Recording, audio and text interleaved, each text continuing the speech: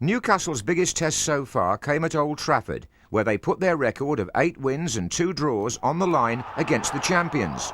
The match was relayed to St James's Park, with 44,000 watching live in Manchester. Giggs or Irwin? It's Giggs. Oh, what a good goal! Gary Bannister. Wonderful ball in by Ryan Giggs. Keith Gillespie. And still. Oh! A goal of real class.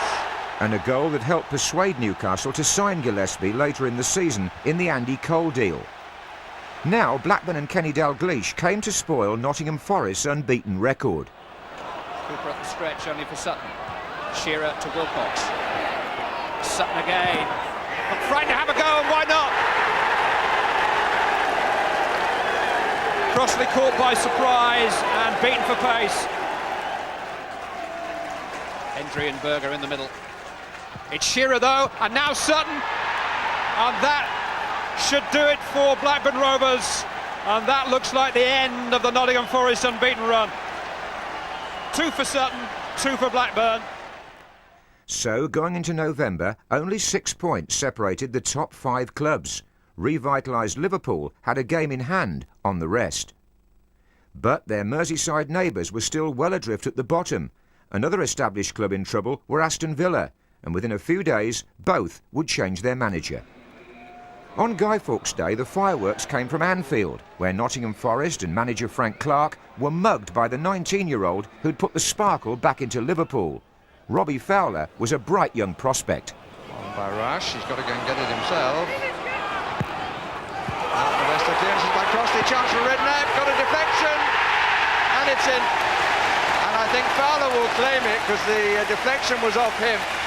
Redknapp shot. Could be a slight debate as to who's credited. But the last player to touch it, oh, it's mine, says Fowler.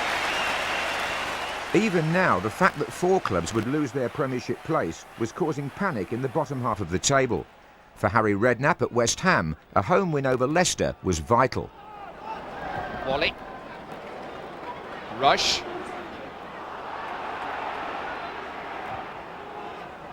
Bishop. Wally. Now Monker. Penalty.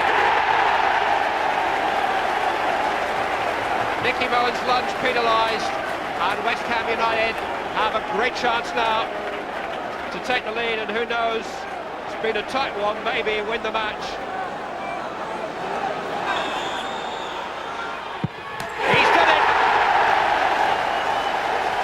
Nobody and nothing was going to keep that out. Smashed home by Julian Dix. Higher up, 3 wins in a row had put Blackburn into second place, clear of Forest, Liverpool and United. At the bottom, Everton's revival was about to start, but Ipswich and Leicester were destined to stay in the bottom 4. Now a sensational newspaper disclosure concerning Bruce Grobbelaar. The Southampton goalkeeper was alleged to be involved in match fixing. He played on, the police investigated. Leaders Newcastle had their title credentials thoroughly investigated when they bumped into Wimbledon at Selhurst Park. The Dons were moving up the table, and Newcastle's stay at the top would not last much longer. This was a turning point. Reeves. Header on by Barton. And a touch here. It's Clark! What a start for Wimbledon! Andy Clark! And didn't he take it well?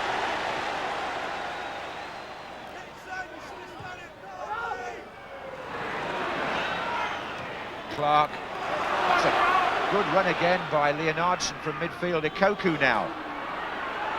Clark is coming to his left and Hochiger didn't get there in time. Clark's cross. Leonardson! Ikoku! 2-0 to Wimbledon.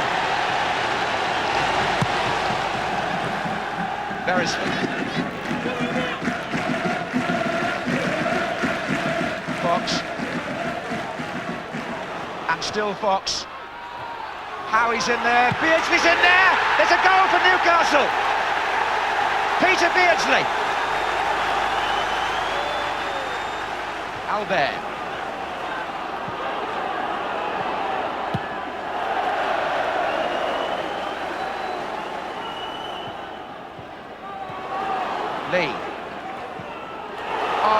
Beardsley. Kitson's in there, and it's somehow gone in, possibly off the Wimbledon player. Kitson got a touch, I think, as well, and it's 2-2.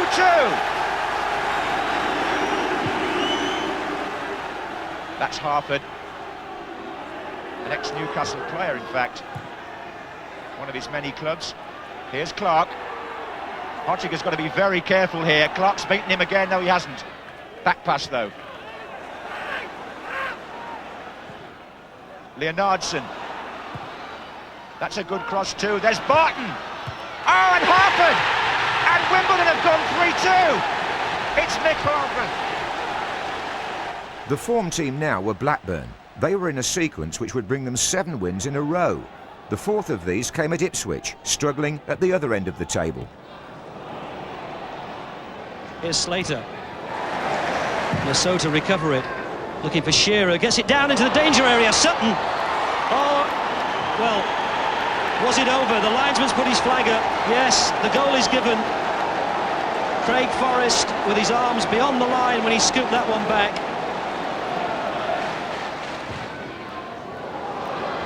Gale's defending header. Here's Paz. It's 1-1. Thompson.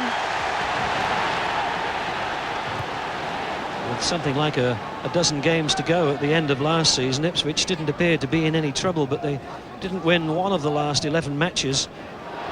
Sherwood gets in. Oh, it's a great finish by Tim Sherwood.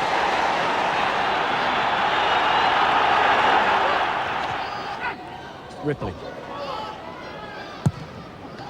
Good ball in. Sutton's there. Good save. Shearer's on hand, and it's 3-1, and they've done it again.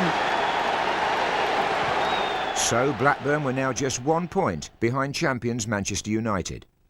At the bottom, Joe Royle was the new manager of Everton, and Jerry Francis was charged with reviving 15th place Tottenham. Everton's second game under their new manager was at Stamford Bridge, where Chelsea were proudly unveiling their new £9 million North Stand.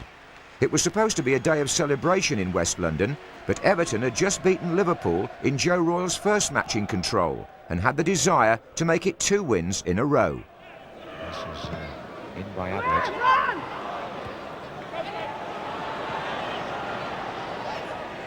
Limpar.